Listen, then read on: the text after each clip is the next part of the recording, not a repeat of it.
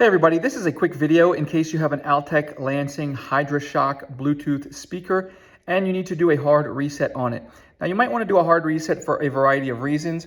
If you're having issues where the Bluetooth is not working, or the speaker is not connecting, or the speaker keeps disconnecting, or it doesn't sound right, any kind of connection issues can be troubleshot using a hard reset, and it's very easy to do.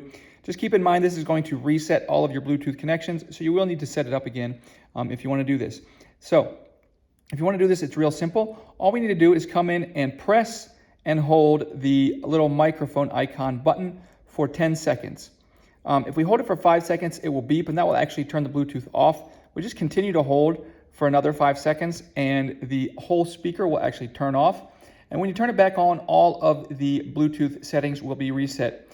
If you want to do a further reset to factory default settings of the entire speaker, next to the charging hub, there is a small reset button that you can press for a couple seconds with a paperclip.